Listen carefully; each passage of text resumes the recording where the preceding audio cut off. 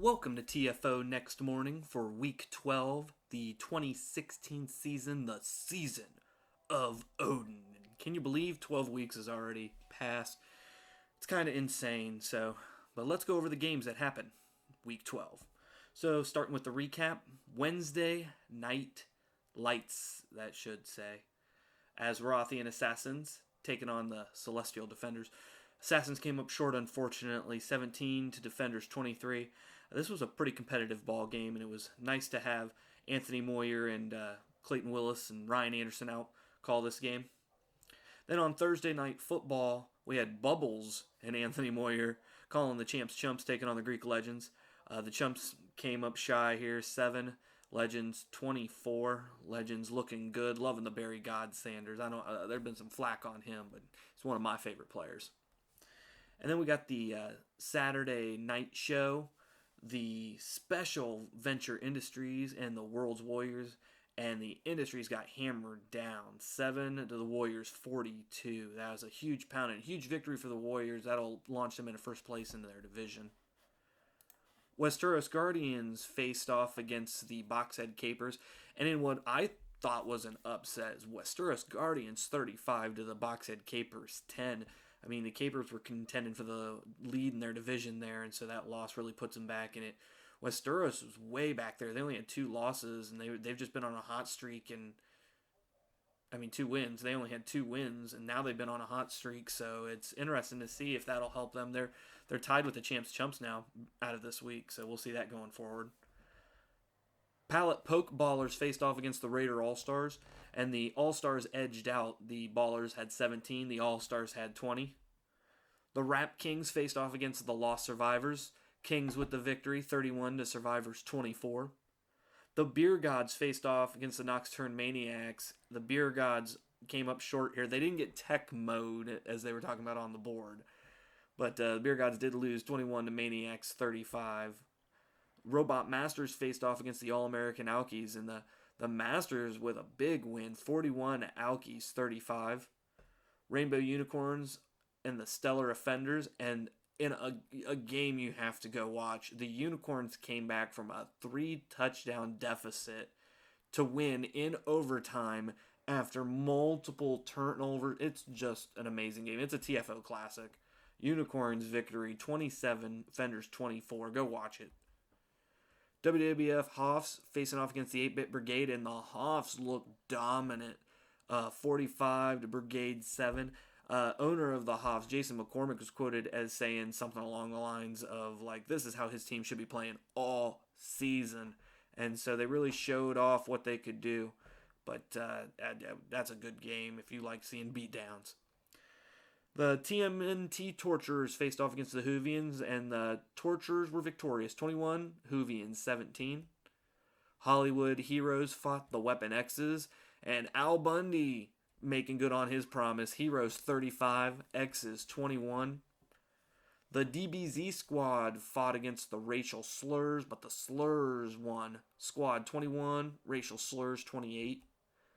And in the Sunday night football, we had the G.I. Joe facing off against the South Jersey Slashers. And Snake Eye showed up this week. He came back from injury, and he was on fire. This game was awesome. Joe's 34, Slashers 24. Amazing on both sides of the ball. South Jersey had almost 250 passing yards, but G.I. Joe had 329 rush yards. Just insanity. So let's go into the standings then. So, in the bad snap, the Hollywood Heroes are on top here by 1 game. Then you got the Offenders in second, Boxhead Capers and Lost Survivors in third, and the Whovians are back there all the way in fifth. In the bad Crackle division, you got the Beer Gods up by 2, and then in second you have the Weapon X's and the DBZ Squad. And then in fourth, you got the Raider All-Stars. They're only back by 2 games. Well, they're back by 1 game to the DBZ, but 3 games to Beer Gods.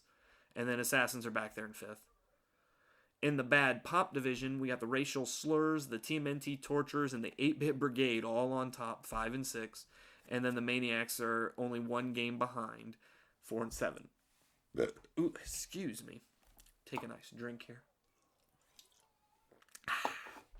Mad Snap division, We got the World's Warriors on top after their victory this week against the Venture Industry, 7-3-1. They're only ahead by half a game, right? No, 1.5 games. I hate these ties. I really do. 1.5. They're ahead by 1.5 games. So they could lose next week and Venture Industry could win and still they'd be on top. And then bringing up the rear there is the Hoffs and the Rainbow Unicorns. They're both 4-7. Mad Crackle Division, the Greek Legends with their big victory are 1 game up. Then you got second is All American Alkies. And then in third you got Westeros and Champs Chumps tied. And then the Robot Masters back there peeking up only with their scuba gear, which I understand. And then you got the Mad Pop Division where you got the Rap Kings on top by by half. There we go. By Rap Kings we'll try that again. Bam. Take 2. Action. Rap Kings are up by half a win. And then you get the Defenders in second by half. And then in third, you got the South Jersey Slashers down by 1.5. Right? No, they're only down by 1 from the Rap Kings, but they're down by half by the Defenders. That's 8 ties. Poke Man, Poke Baller, Poke are in fourth. And then in fifth is G.I. Joe. So, injury report. For the injury report, we got... Dude, the injury report was so big, I had to increase how big the image was to fit all the names on the sheet. Like, it was kind of crazy. So, week 12 injury report. The ones that are injured that aren't coming back. Charlie Kelly for the Hollywood Heroes tight end. Rogue Dead Guy, quarterback, the Beer Gods. That's going to really hurt them going forward. They're at least up by, I think I said 2 wins. So, that's going to really help them. Wide receiver, the Leonardo Turtle, Teenage Mutant Ninja Turtles, that really sucks for them because they really use him with that roundabout. He's really good, great receiver. They're fighting for the division lead right now. Same thing for the Bum and the Slurs. He's a great running back, so having him out. Man, and Antonio Beaner, that's his backup. So that can't be good for the Racial Slurs. They got to be hurting bad. Speaking of a team that was hurting, this was evident this week, Brock Sampson. Venture Industries just not having their big machine there against the Greek Legends. They just couldn't do anything. I mean, the Greek Legends does have King Agamemnon and King Priam out, but the Barry God Sanders being back really helps a lot. Kyle Kinesi, the Champs Chumps injuries. Wow, was it not incredible? Kyle Kinesi, quarterback, hot cosplay girl. She's just a returner. Mr. Furious, he looks like a returner or just a backup. We're going to talk about more that are at least returning next week, but it was just insane. I feel, man, Rick, I'm sorry. I am. And he was getting hot at the right time, and just disaster. Philip J. Fry, the Defenders, he's just a returner. Who cares about him? Returning next week, we got the Great Gonzo, the Boxhead Capers, Darth Maul, you're asking Nick, he's coming back, of the Offenders. The Wolverine of the Weapon X's, he's needed. He's a great piece of furniture. Fusion Vegito of the DBZ squad. Sir Lancel of the Westeros Guardians. Finally, the copy robot of the Robot Masters. Proto Man actually did something this week. He was impressive. So, I mean, if he could have continued doing that, that'd have been nice. But getting copy robot back is gonna help them just be more efficient. Ron Jeremy, the Champs Chumps, we've missed him. I love him. The bowler of the Champs Chumps. I mean, just so many injuries. 5 injuries? That's insane. Vash T. Stampede of the Defenders quarterback. He'll be returning, along with the Pokemon Pokeballers, Docile Blastoise. So, get well if you're not well. We like healthy players. So top 5 this week. Top 5, I'm going to give you 2 for the price of 1. Because we're going to talk about the top 5 pass offenses and the top 5 run offenses. So let's kick it off with, bam. I mean, I got them all up there, so you've probably already seen them. So let's start with the number 5 pass offense, which is the Lost Survivors. 2,112. They're an impressive squad. They are vying for, second right now of their division? I know there are a lot up there. They're 6-5. They're 2 games back of the Hollywood Heroes. They're only 1 game back from second place. So, and a 6-5 team's pretty impressive now. In the bad, there's 1, 2, 3, 4, 5, 6, 7. Only 7 teams out of 14. So half the field. So they're at least 50%. That's how you can look at that. And, I mean, they're above 50%, 6-5. So getting to the smoke monsters is the key there for them. John Locke just needs to get that big bomb out there to the big man. And touchdowns happen. Jack Shepard's an impressive weapon in their squad as well. So I like the survivors. Hope, but can they survive? They're right on that bubble. Number 4 is the Defenders, the Celestial Defenders, 2,228 yards. They have the half win, which I love so much, the tie or whatever you want to call it, the garbage that happened during week 1 of the season against two teams that are, I mean, Dale Johnson and Chris McLeese. They're best buddies, man. They're like, you ever seen the Step Brothers? That's them. If you had to put them in the same room in like the dorm or like whatever bunk beds, best buddies by far. So I wanted to face them off in a grand match at the beginning of the season, and it was a gosh darn tie. That's ridiculous. And now it's all messing like they're rising to the top of their divisions, and they're edging out teams based on this tie. So, but they're second. They're half a game back from the Rap Kings. So, but if they can keep the offensive onslaught, they're good defense as well. So, but getting down the yard, getting touchdowns, that's where it's at. They are the second total offensive right there out of that list though, because they run a lot too. They're the most running, obviously, of the passing top 5. So they do a little bit of both. So they're better than what just 4 is, but passing's a huge part of their game.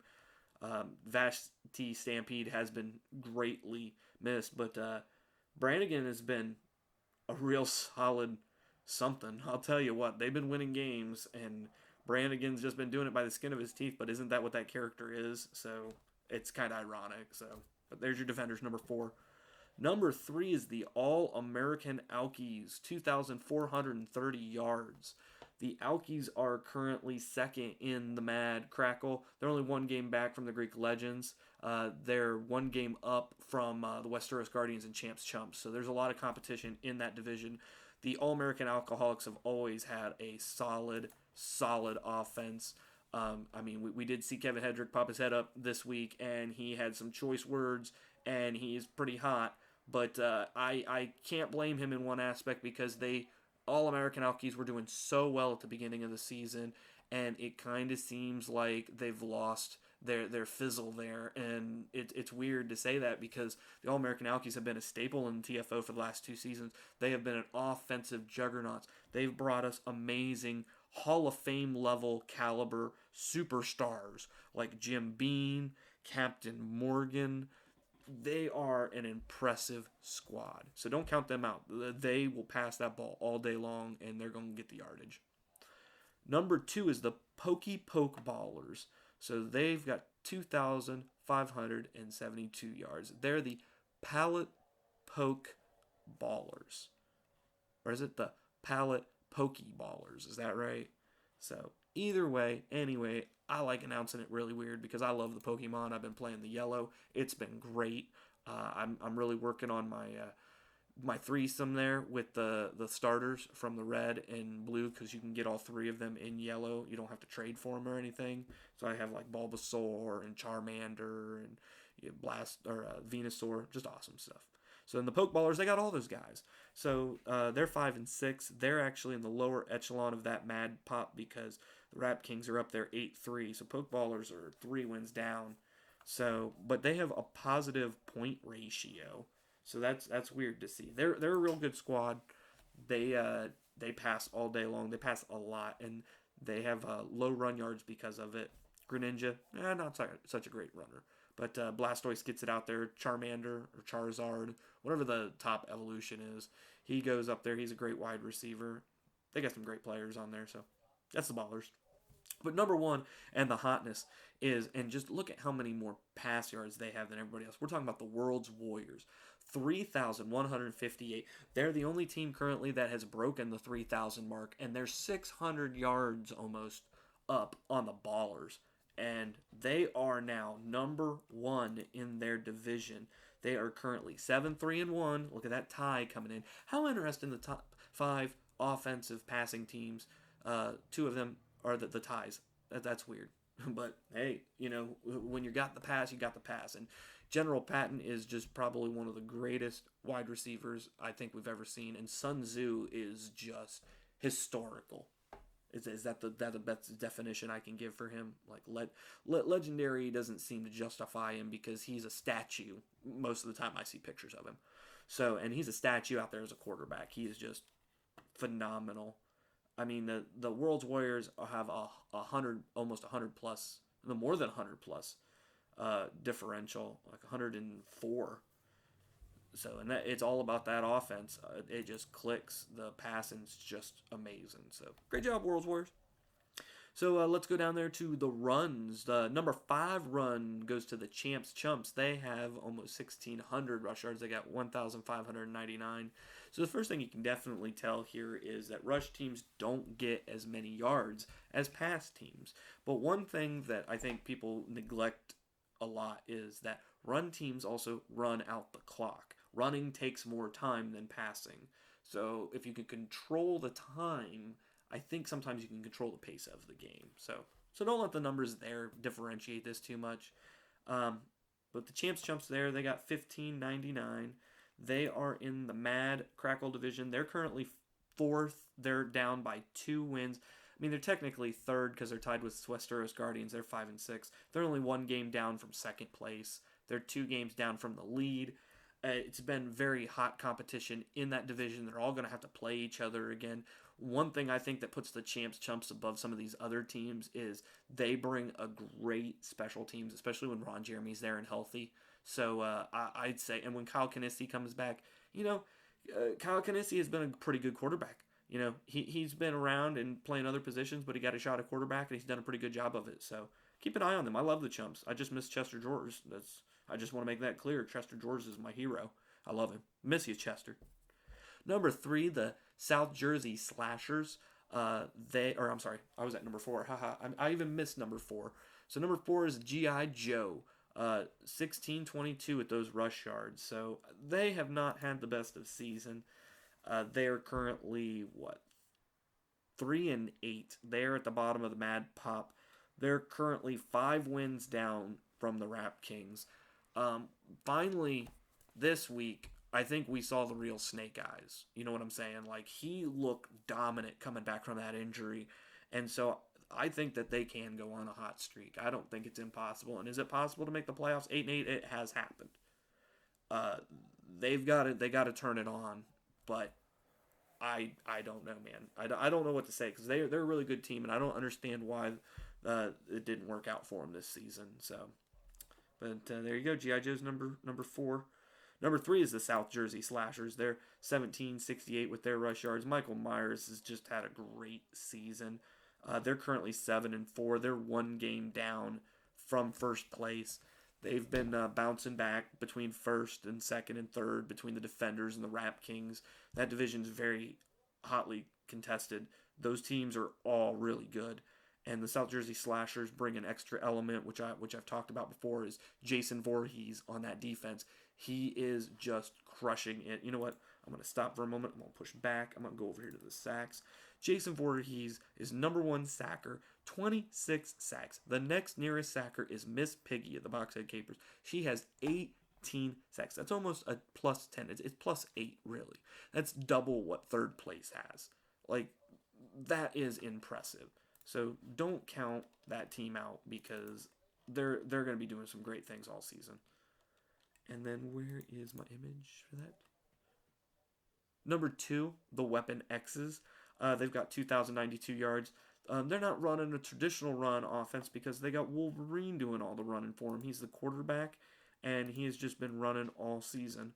But they've not been doing so well. But now coming up near the end of the season, kind of what they've done in seasons past, where it seems like they have a rocky beginning, and then they I don't know, regenerate or something. But they're currently second in the Bad Crackle. They're 2 wins down from Evil Dave's The Beer Gods.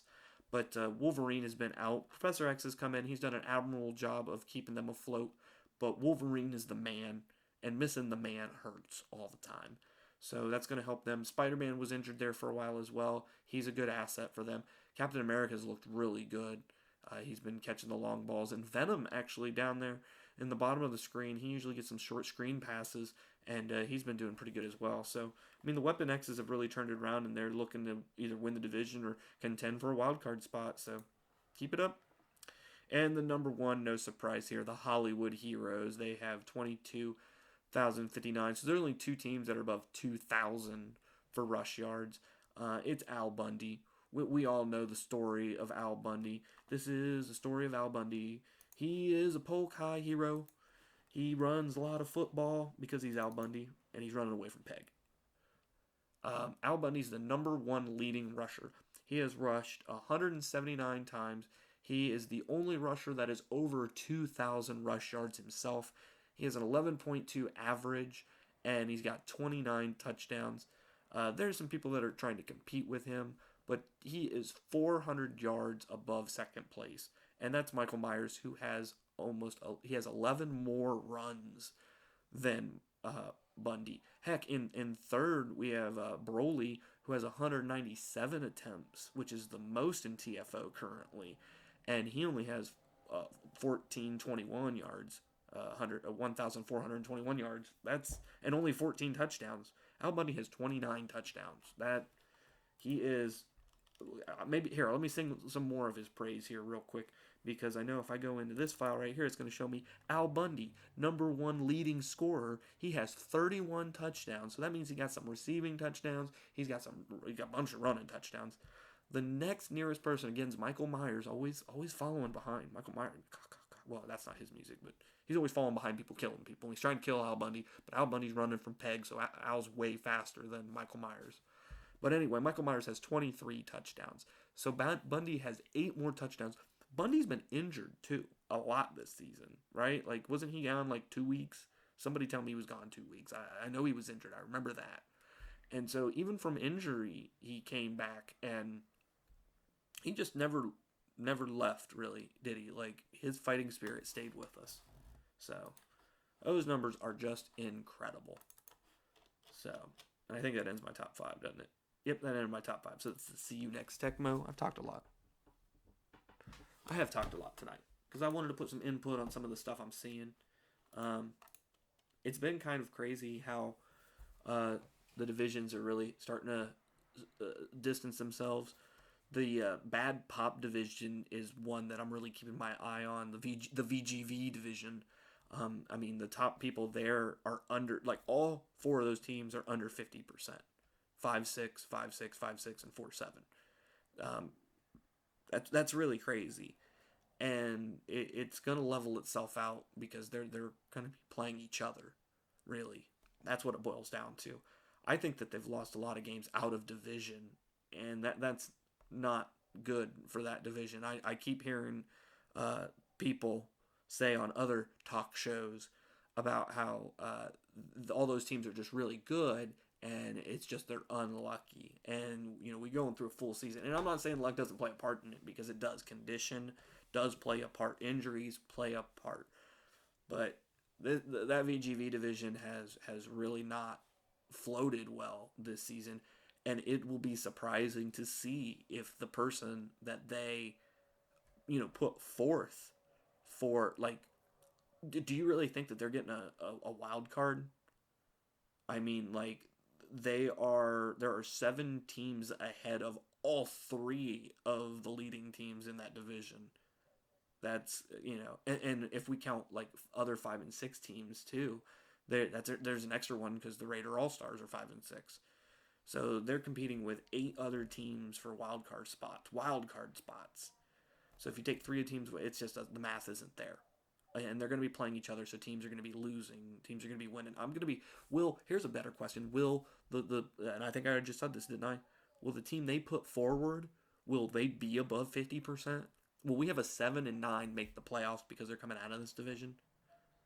That would be kind of crazy, wouldn't it? It really would, but that is possible. It's really interesting because last season, the Teen Mutant Ninja Turtle Torturers, they missed the playoffs, and they were 9 and 7. It's the first time ever a 9 and 7 did not make the playoffs. So getting a 9 is always the number you want because that seemed like a safe number.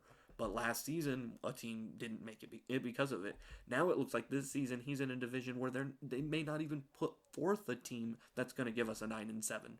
We might get an 8 and 8 at least, right? So keep an eye on that division. Nobody's out in that division. That division's crazy. So, how about the Westeros Guardians here? 5 and 6. I was looking at that the other day, and I was like, you know what? Weren't they doing crappy?